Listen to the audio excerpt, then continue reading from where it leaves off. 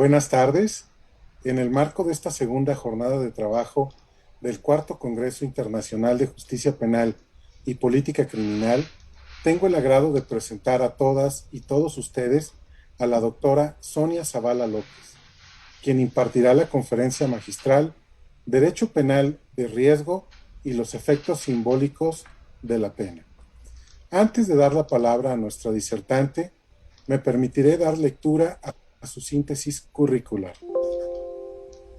Sonia Zavala López es doctora en Derecho con vertientes en Derecho Constitucional y Penal, maestra en Derecho Procesal Penal, Derecho Procesal Constitucional, especialista en Derecho Penal por la Universidad de Salamanca, España, docente certificada para capacitar en el sistema de justicia penal acusatorio y derechos humanos, catedrática y conferencista invitada en diversas instituciones públicas y privadas sobre temas de derecho penal, procesal penal, derechos humanos y política criminal. Autora de diversos artículos publicados en revistas indexadas de México y el extranjero. Coautora en la edición mexicana del libro Política Criminal de la doctora Nieves Sanz Mulas, España, del año 2017. Reconocimiento juvenil en el ámbito jurídico 2019, en cuanto cofundadora de la Universidad Magnoamericana, autora del libro Feminicidio, Expresión del Derecho Penal Simbólico, de este año 2021. Doctora Sonia Zavala López, sea usted bienvenida en este foro, la dejo en el uso de la voz.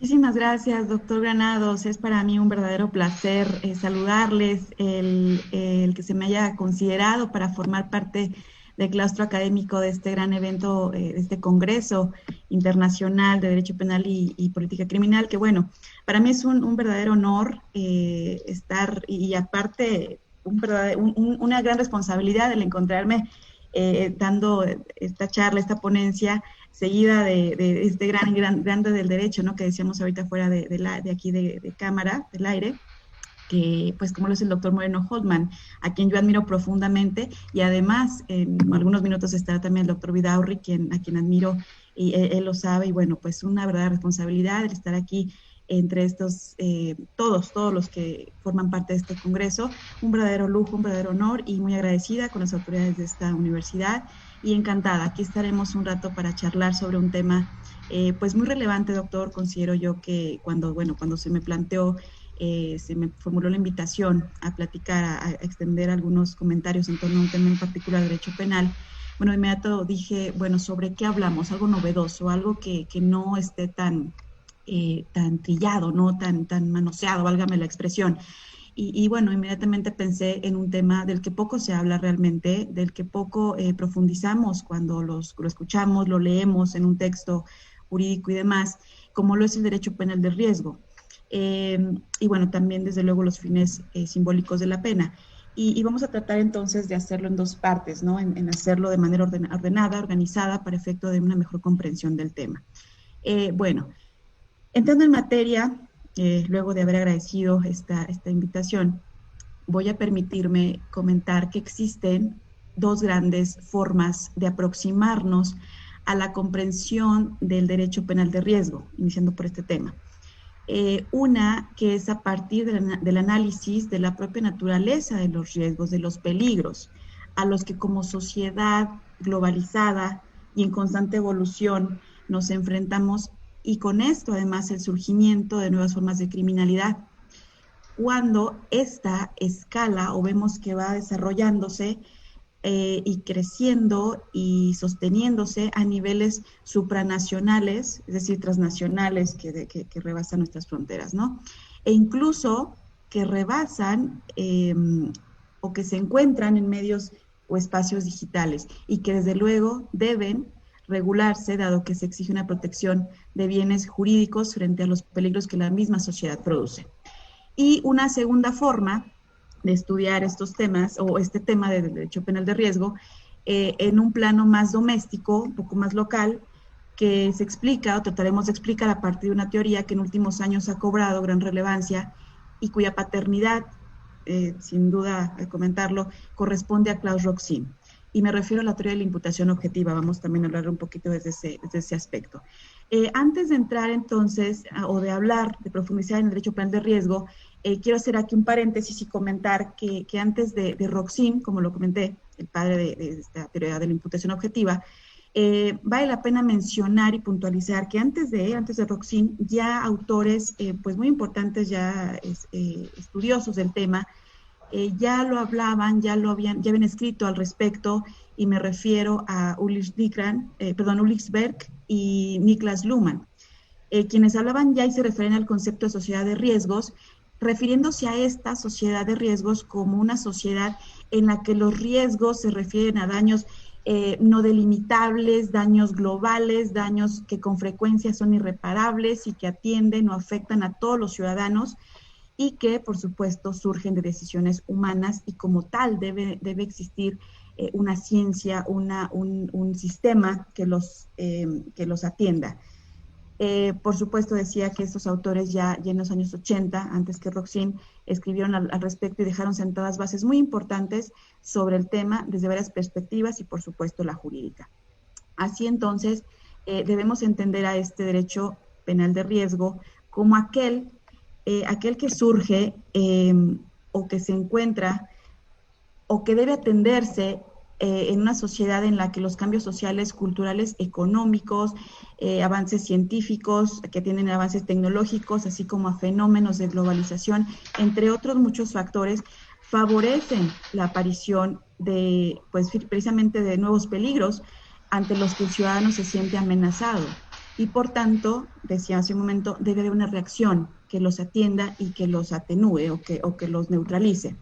Se caracteriza este derecho penal de riesgo por la necesidad y por la sensación que genera de inseguridad en los ciudadanos, de tal manera que el logro de la seguridad se convierte en un motivo fundamental, dominante de la ordenación de la vida jurídica, y aquí es donde cabe hacernos una gran pregunta detonante para este tema que nos ocupa. Si debe el derecho penal entonces anticiparse a la consideración y contención de conductas y expandir, aquí está una palabra clave, expandir sus alcances ante nuevas realidades a las que los nuevos sistemas penales deben adaptarse para hacerles frente. En este sentido, quiero enfatizar, mucho se ha puesto énfasis, e incluso yo misma lo he hecho, debo decirlo, sobre la necesidad de echar mano de otras disciplinas auxiliares de derecho penal. Ya que voy con esto, disciplinas que tengan por objeto prevenir ciertos fenómenos delictivos, atenderlos, sí, pero ¿qué sucede cuando estos fenómenos, estos delitos, estas acciones, estas conductas delictivas ya están dadas, ya nacieron y ya crearon efectos negativos socialmente hablando, y necesariamente tienen que afrontarse?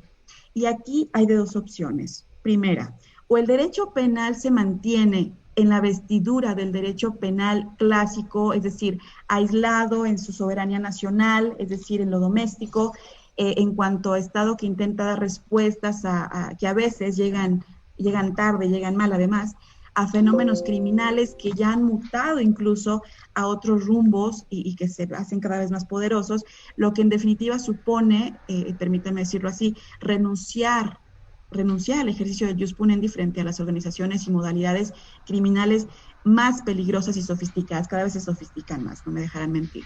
O la segunda opción, por el contrario, comenzar a ensayar nuevos caminos que le permitan estar mínimamente a la altura de las circunstancias actuales, procurando convertirse este derecho penal en un derecho penal efectivo a escala transnacional, a la par de los fenómenos criminales que se intentan combatir.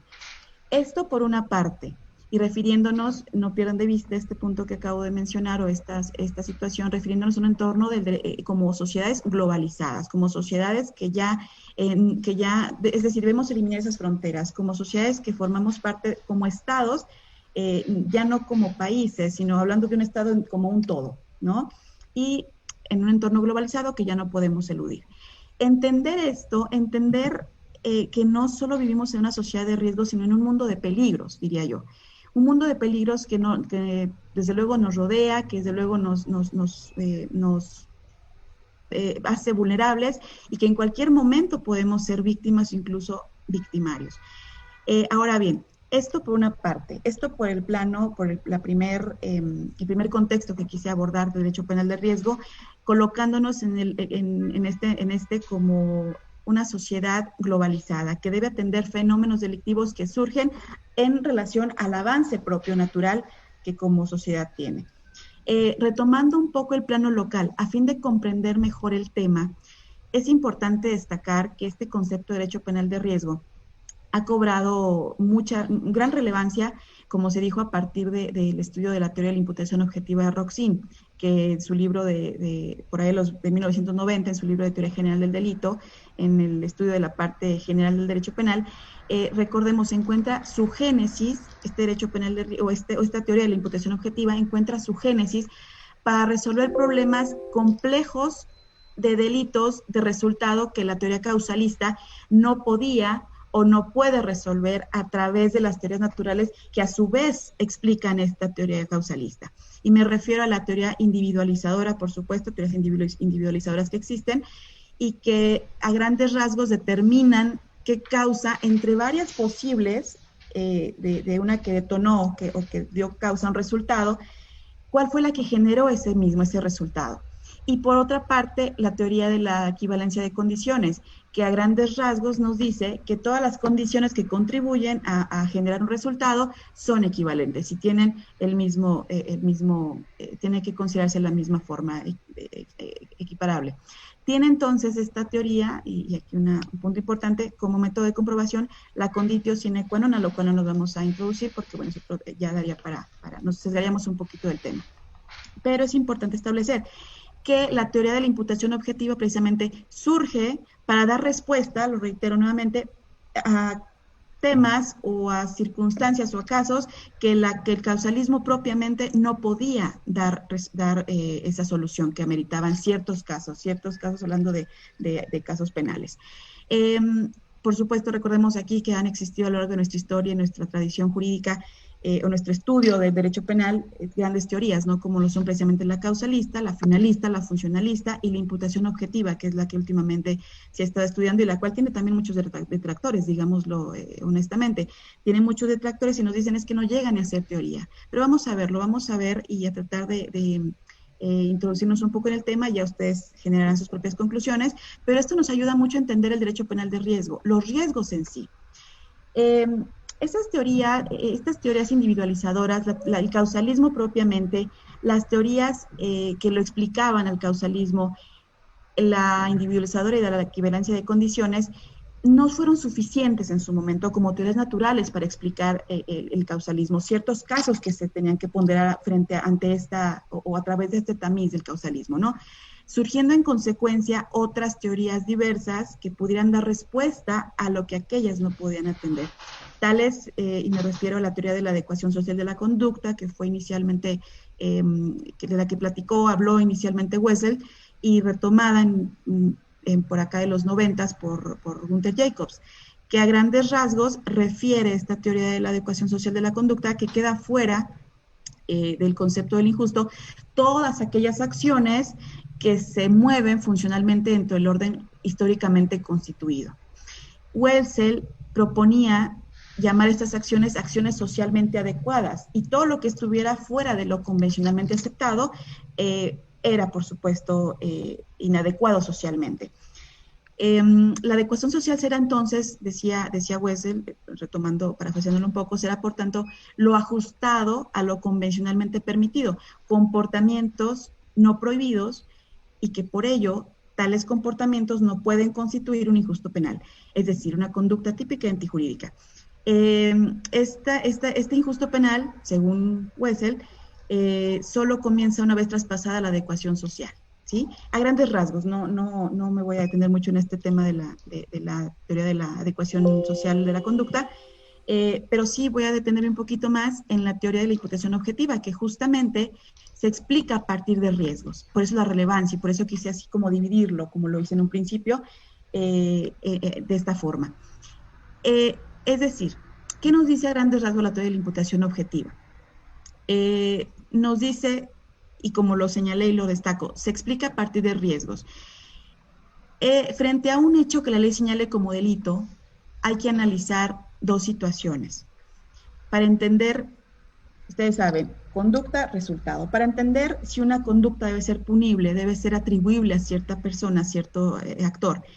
Vamos a entender entonces, para determinar esta imputación objetiva, que se haya causado un resultado, que ese resultado sea causa de que se creó un riesgo no permitido o que se incrementó un riesgo permitido.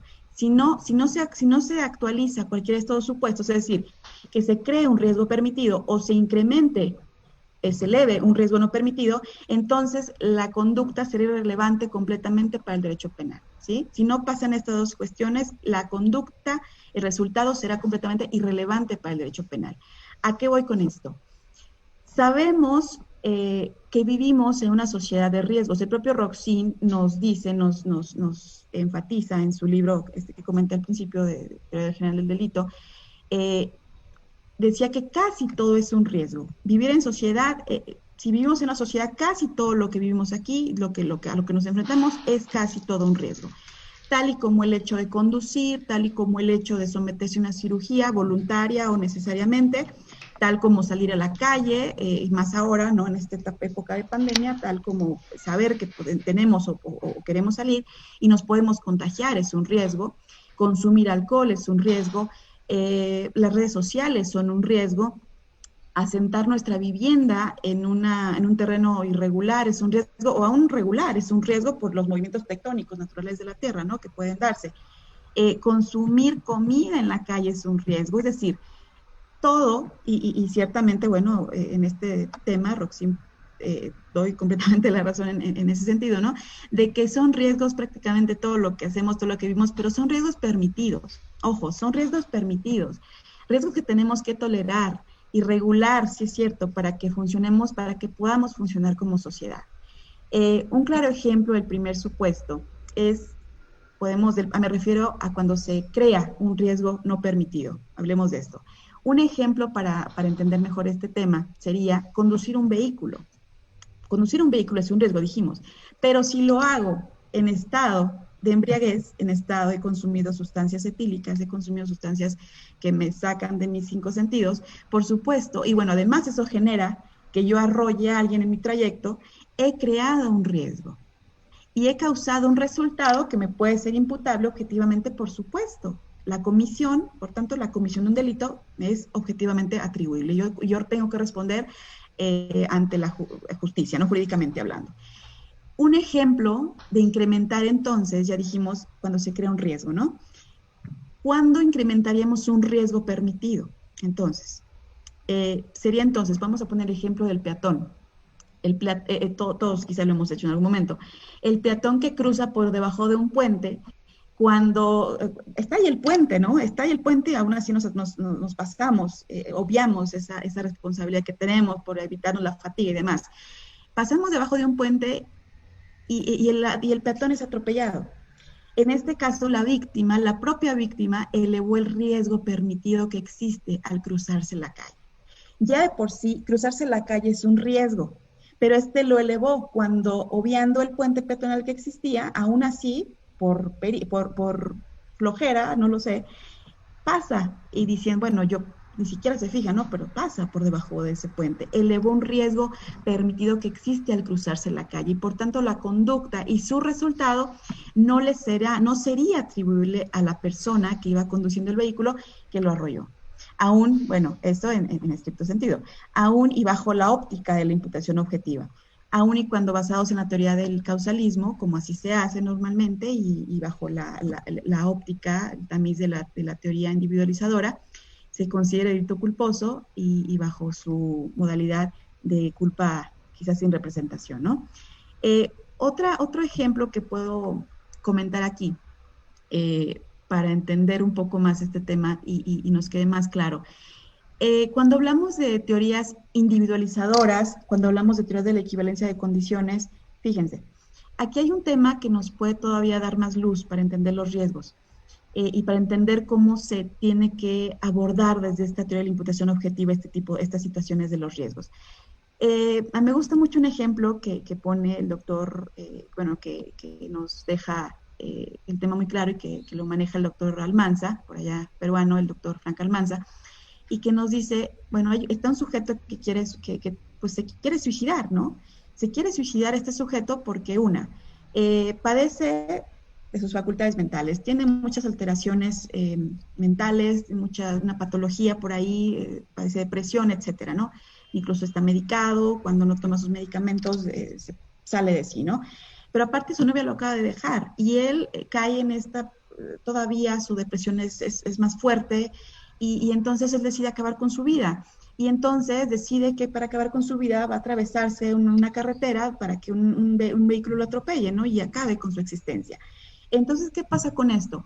Viene, efectivamente, él con toda esta problemática interna que trae, atraviesa, decide efectivamente cruzarse la calle y viene el vehículo a toda velocidad, pero ese vehículo ya viene en una zona rebasando la velocidad permitida, a una velocidad extremadamente elevada, y aparte el conductor viene alcoholizado o viene drogado o viene alterado emocional y bueno, físicamente, ¿no?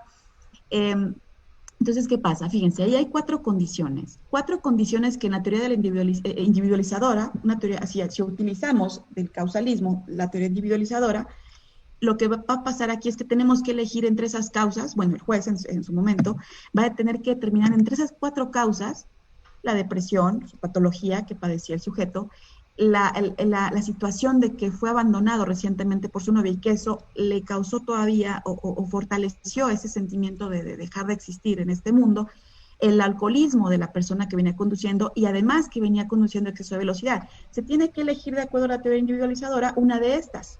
Bueno, una causa genera un resultado. ¿Cuál de estas? Y por el contrario, la teoría de la equivalencia de condiciones nos dice que todas estas causas son equivalentes y que todas tuvieron el mismo peso legal y que todas tienen en algún momento o en algún sentido, pues un grado de causa, ¿no? Un grado de que generó esa causa, ese resultado, un grado de intervención y que necesariamente todo eso fue equivalente y a su vez utilizó un método que decíamos el método sine qua non para decir, bueno, si eliminamos una de estas causas posibles, el resultado no se hubiera dado.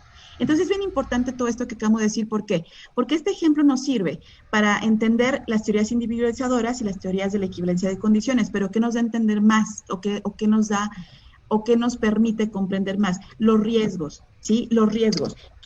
Se creó un riesgo aquí, ponernos a pensar y a cuestionarnos. Con todo esto que acabo de mencionar yo, ¿se crea un riesgo no permitido o se eleva un riesgo permitido? Aquí es donde tenemos que ponernos a pensar las situaciones. Fíjense, este ejemplo es muy claro, muy práctico para efecto de ponernos a reflexionar en torno a todo lo que acabo de decir. Aquí caben todas las teorías que acabo de mencionar, tanto la teoría del causalismo y recordemos, cuando el causalismo y sus teorías individualizadoras, reitero, y de la equivalencia de condiciones no nos alcanzan para dar respuesta a un fenómeno determinado, a una acción que causó un resultado, entra aquí la imputación objetiva. Analicemos. Se creó un riesgo no permitido, o se incrementó un riesgo permitido. Aquí es donde tenemos que hablar, entendiendo que prácticamente todo lo que funciona en la sociedad es un riesgo. Ahora bien, como se dijo, para ya entrar en materia en relación al segundo tema que nos ocupa en relación a los fines simbólicos de la pena, como bien se dijo previamente, el derecho penal de riesgo se encuentra íntimamente vinculado con la impresión, la sensación de inseguridad que genera a los ciudadanos, lo que propicia que los legisladores se dediquen a legislar precisamente partiendo de la punibilidad, de que la punibilidad sea el factor determinante disuasorio frente a conductas delictivas. Esto es, legislando, y me gustó mucho una frase que se comentó hace algunos días en una presentación del libro que me hicieron favor de acompañar, el doctor Vidaurri justamente, legislando desde y para la superficie, ¿sí? Esto es, pudiera tener una explicación debido a que la conducta humana básicamente tiene su origen, la conducta humana y el propio derecho penal, digámoslo así, tiene su origen en el uso de símbolos y depende de ellos para desarrollar su cultura, para desarrollar sus normas. Pero a medida que se hacen más complejas las sociedades, a medida que se hacen más complicadas las convivencias y menos posible la resolución de los conflictos en función de intereses de la mayoría, es decir, puede funcionar me refiero a la resolución de conflictos, para los conflictos entre particulares, pero ya no para conflictos que requieran o que hablen de masas, que hablen de colectividades, lo que propicia que se siga buscando en el castigo una solución o viéndolo como el principal elemento de represión social, que desde luego no logra concretarse de forma convincente debido al énfasis excesivo que ponen los gobiernos en ciertos aspectos de su política criminal, que ante la demanda ciudadana de mayor certeza y efectividad en el tema de seguridad responden aumentando más y más el valor simbólico de la represión delictual, más visible con el fin de generar una apariencia de control de la criminalidad, lo que se traduce a su vez en el despliegue de mayor policía en las calles, de mayor publicidad de sus logros, me refiero políticamente hablando, limitación de los derechos humanos, libertades públicas, etcétera, ¿no? Creación de nuevos tipos legales, tipos penales basados en el riesgo precisamente, etcétera, ¿no? De ahí la íntima relación que existe entre estos dos temas, porque cuando me planteé el título dije, a ver, déjame ver cómo, para mí están íntimamente vinculados, pero déjame ver cómo los trato de transmitir de manera fácil, de manera sencilla, ¿no? De ahí entonces de lo que acabo de decir, la íntima relación entre estos dos temas, en que casi todos, que casi, bueno, de hecho estos minutos, estos 40 minutos que íbamos hablando, nos ha mantenido en línea, ¿no? Y que se han expuesto con la finalidad únicamente de reflexionar en torno a la creación o incremento de riesgos y las consecuencias que estos generan, como lo es la pena, que tiene una importante carga simbólica. Porque la pena, si ustedes me preguntaran en este momento, ¿a qué se refieren los símbolos en materia penal? ¿A qué se refiere? ¿Cuál es un ejemplo de símbolo? Bueno, la propia pena es un claro ejemplo de lo simbólico del derecho, ¿no? Recordemos, por ejemplo, recordemos a un gran expositor de derecho penal, que es Winfried Hassemer, que afirma que cuanto más exigente, fíjense lo que Hassemer comenta, cuanto más exigente se formulen los fines preventivos de la pena, que se refiere a la resocialización del delincuente, intimidación de la capacidad delictiva, reafirmación de las normas fundamentales, etcétera. Y cuanto más extensos sean los fines de la pena, nos dice, más claro, pues sí, más claro, más explícito es su contenido simbólico, su carga simbólica, que a su vez puede reflejarse desde la satisfacción de una necesidad de actuar con la intención de apaciguar a la población hasta la demostración, porque va con esa intención de demostrar que un Estado es fuerte a través de su ¿cómo decirlo? Jus punendi, ¿no? Porque de él tiene esa potestad del jus punendi, de ejercer esa fuerza punitiva, ¿no? No olvidemos también que el derecho penal simbólico crea una idealización de tranquilidad en la colectividad, de tal forma que transmite un mensaje de que la rama legislativa del poder público está haciendo bien su tarea, cuando en realidad no se está solucionando un problema en concreto, no se está haciendo nada realmente que abone de manera positiva, de manera eficaz a contener cierto fenómeno delictivo. Por su parte también existe bueno, hay muchos, por supuesto, muchos autores, muchos estudiosos del tema, pero vale la pena destacar aquí a Díaz Ripollés, catedrático de la Universidad de Málaga, que nos enfatiza y nos dice muy claramente que el derecho penal siempre se ha servido de los efectos simbólicos. Fíjense, él sostiene con toda libertad, con toda claridad esta situación. El derecho penal siempre, palabra más, palabra menos, se sirve de los efectos simbólicos, por lo general con plena conciencia de su legitimidad para la obtención de sus fines, ¿sí? Es decir, con plena conciencia para efecto de obtener o de llegar, de alcanzar sus fines. ¿Cuáles son sus fines? Bueno, sus fines últimos, mantener una armonía social, una tolerancia aceptable de los delitos, ¿no? Una contención pues volvemos al punto, al tema, ¿no? A la frase clave, superficial de los delitos. Luego entonces, a manera de ir cerrando esta ponencia, porque creo que ya estamos en tiempo, por una parte es importante sí destacar la relevancia del derecho penal de riesgo en cuanto a su expansionismo se refiere en cuanto a que no se quede varado únicamente en una zona doméstica, una zona de confort, que es el plano local, obviando la responsabilidad que tiene frente a la comunidad internacional.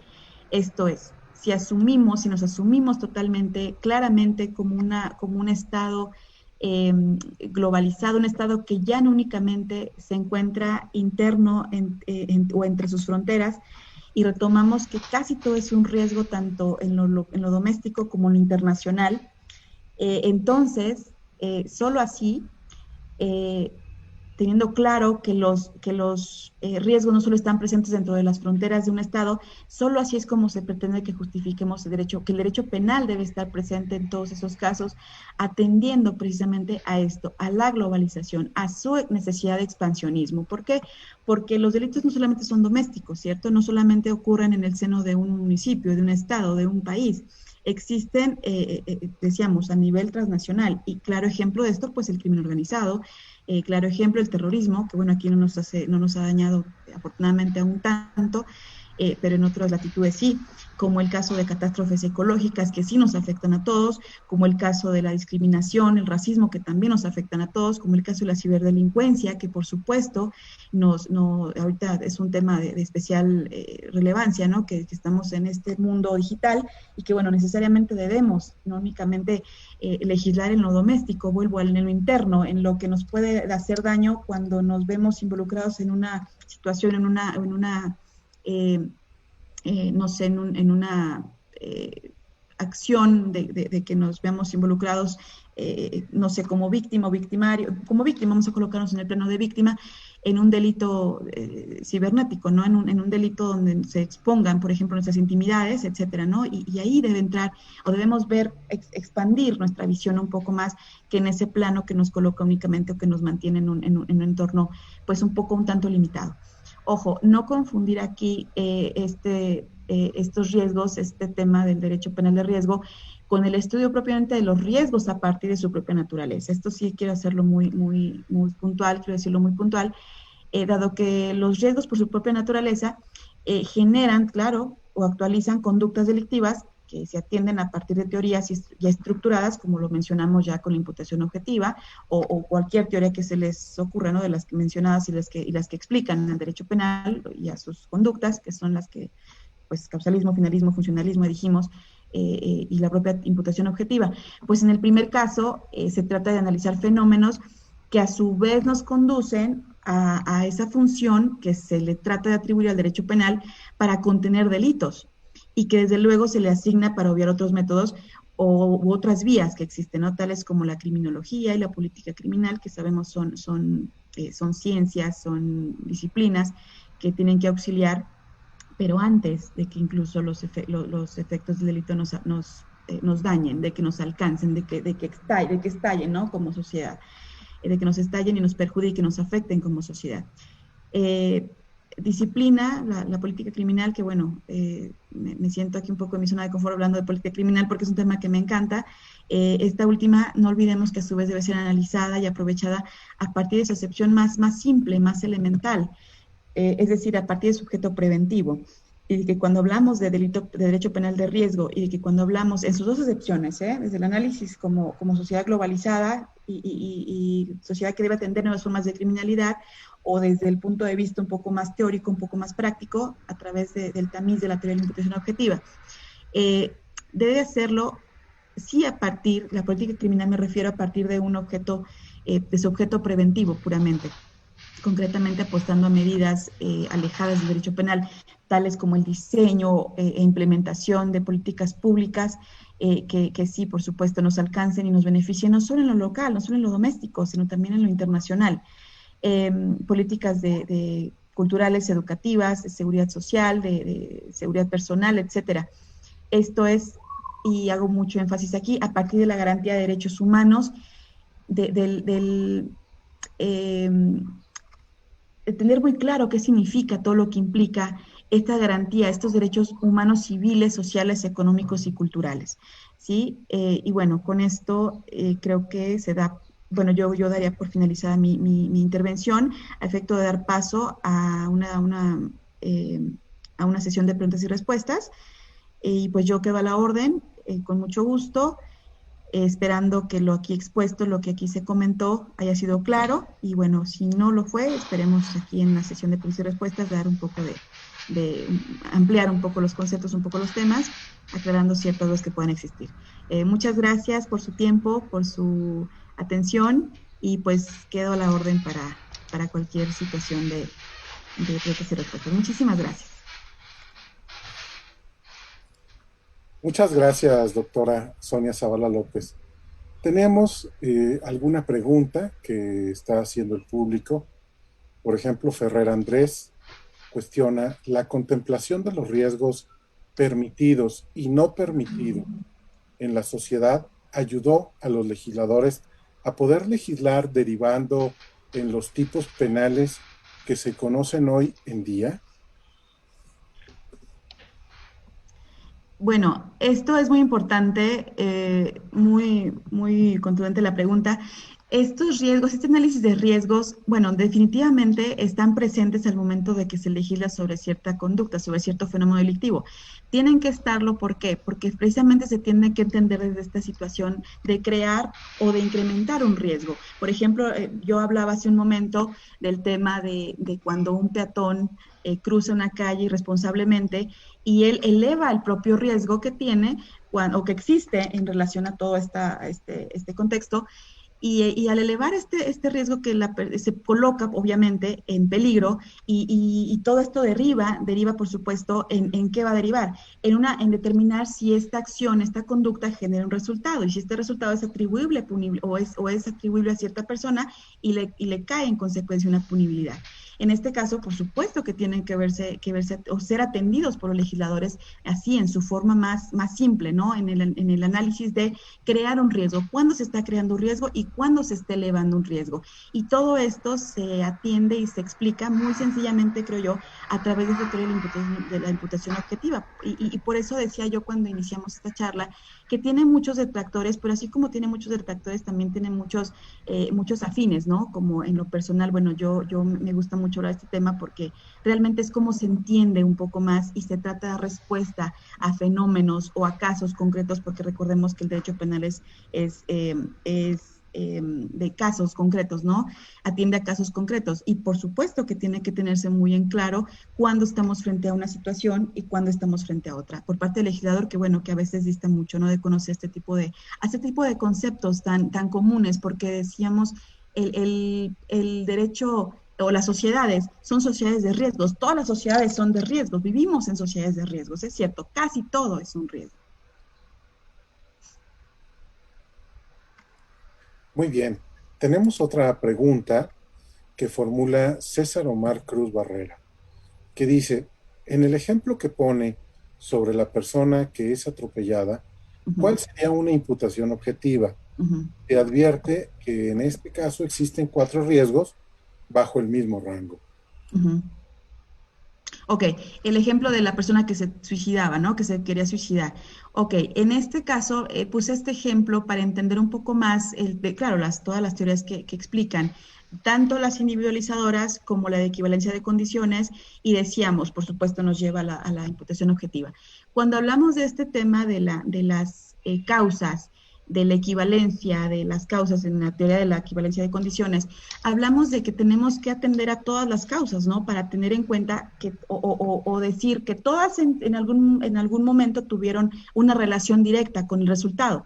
Cuando hablamos, por el contrario, de la individualizadora, de las teorías individualizadoras que explican el causalismo, porque el causalismo se auxilia de estas dos teorías a su vez, o echa mano de estas dos teorías, lo hace para efecto de que dentro de esas 4 teorías, o más bien esos 4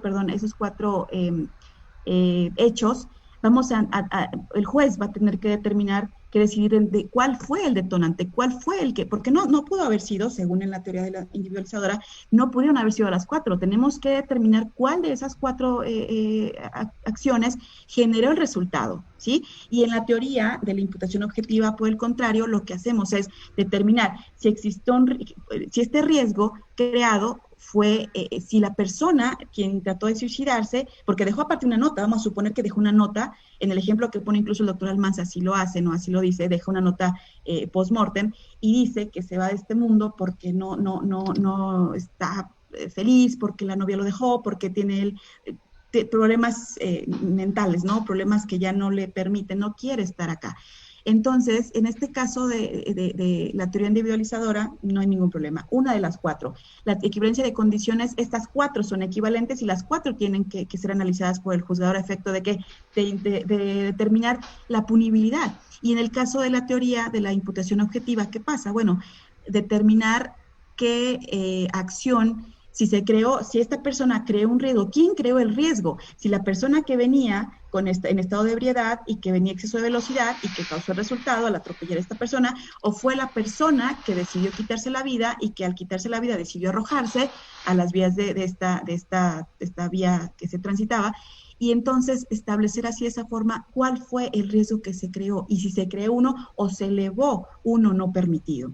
Sí, entonces aquí es bien importante el conocer un poquito, profundizar un poquito en estas teorías, porque nos resuelven muchas cosas, porque si no lo resuelve la individualizadora o la teoría de la equivalencia, lo resuelve la imputación objetiva. Por eso surgió la imputación objetiva, para atender temas de esta naturaleza que no podían ser analizadas o resueltas a través del causalismo y de estas teorías naturales.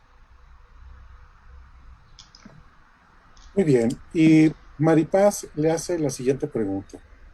Entonces, ¿la criminalidad es necesaria para la autoridad y seguir manteniendo un símbolo más que una realidad?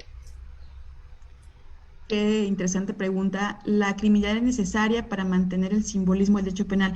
Pues mira, yo considero para efectos legislativos, para efectos políticos, yo considero que sí, porque cuando estamos hablando de que es más fácil legislar sobre fenómenos delictivos y crear, no sé, fijar una pena máxima, no sé, de acuerdo al estado que se trate, una pena máxima, una prisión vitalicia, por ejemplo, pues estamos hablando de que es más sencillo, ¿no? El legislar sobre estos aspectos, y es más barato.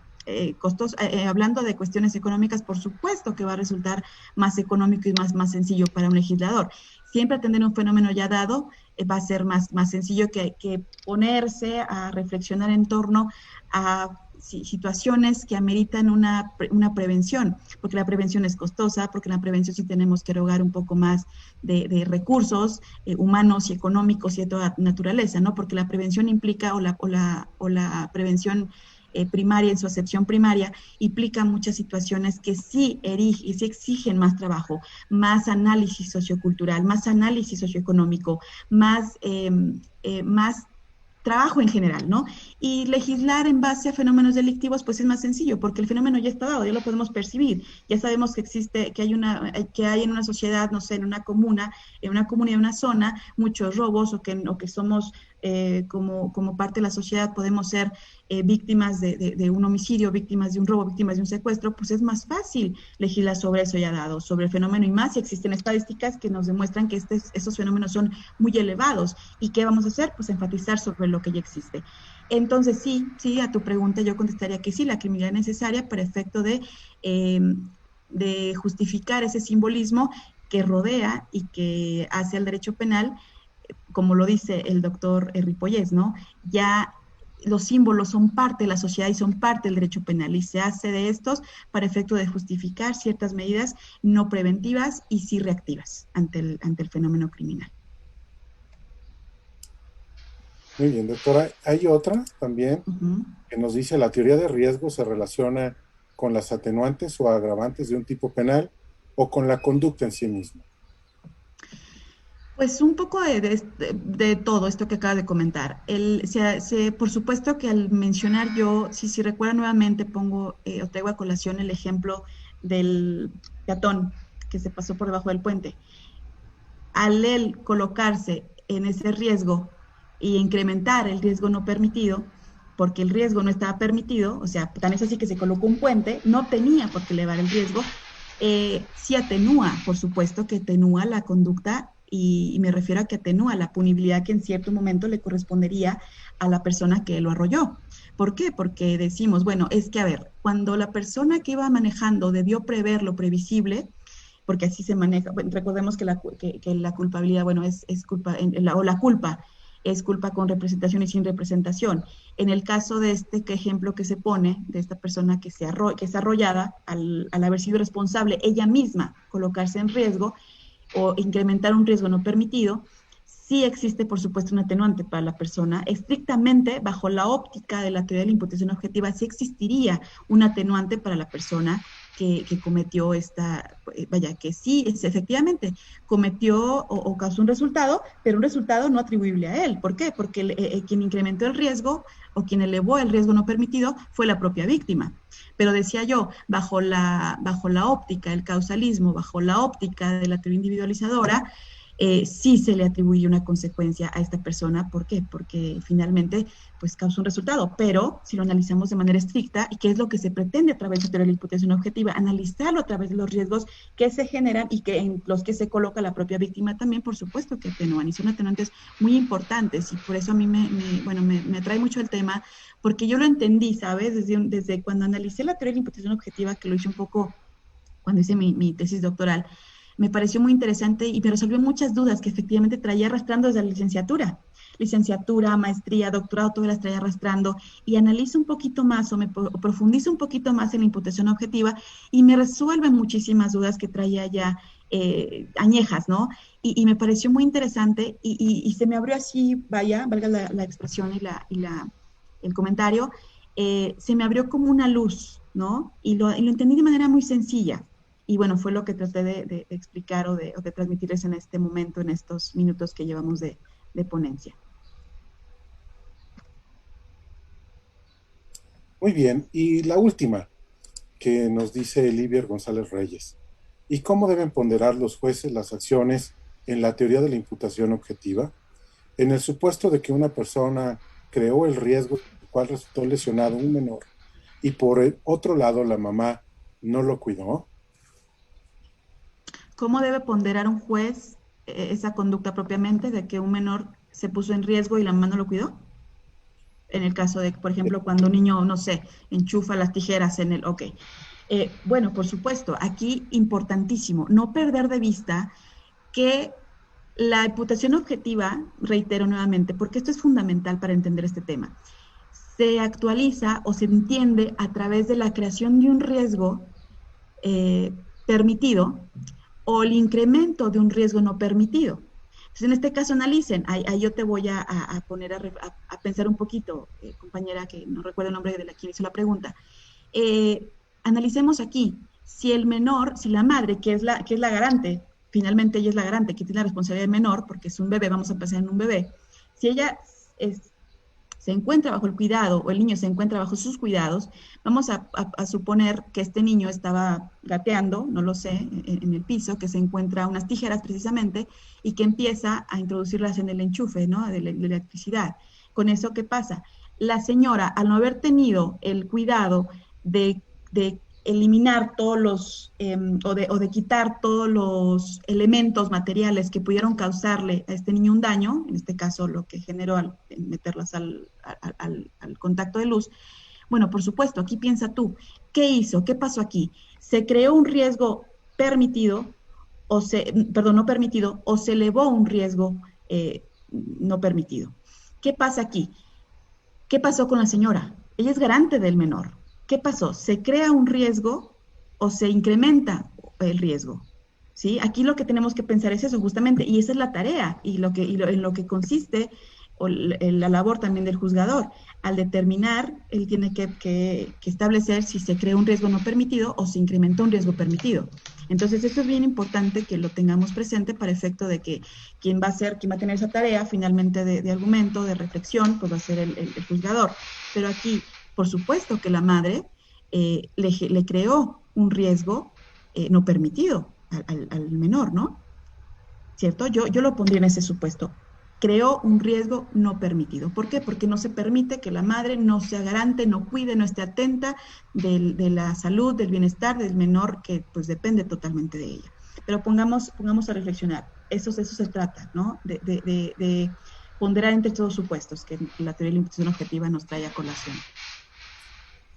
Muchas gracias, doctora. Queremos agradecerle en verdad su disertación y para efectos de concluir con su participación me permitiré dar lectura al reconocimiento que le ha emitido el Departamento de Derecho de la Universidad Autónoma de Aguascalientes. La Universidad Autónoma de Aguascalientes y el Centro de Ciencias Sociales y Humanidades, a través del Departamento de Derecho, otorga el presente reconocimiento a la doctora Sonia Zavala López por impartir la conferencia magistral Derecho Penal de Riesgo y los efectos simbólicos de la pena, en el Cuarto Congreso Internacional de Justicia Penal y Política Criminal 2021. Aguascalientes, Aguascalientes, 22 de junio del año 2021. Muchas gracias, doctora. Sin lugar a dudas, muy enriquecedor su disertación. Muchas gracias a ustedes. Un abrazo desde Morelia, Michoacán. A todos. Gracias. Gracias. Muchas gracias, doctor. En 3 minutos nos conectamos a la siguiente conferencia con el doctor Manuel Vidaurri. Muchas gracias, Sonia, por estar con nosotros y esperamos tenerte muy pronto en forma presencial aquí en Aguascalientes. Ay, claro. Cuenta Muchas conmigo, gracias. Yo encantada. Un abrazote fuerte. Gracias. Aquí me quedo escuchando al doctor Vidaurri. Gracias. Bye.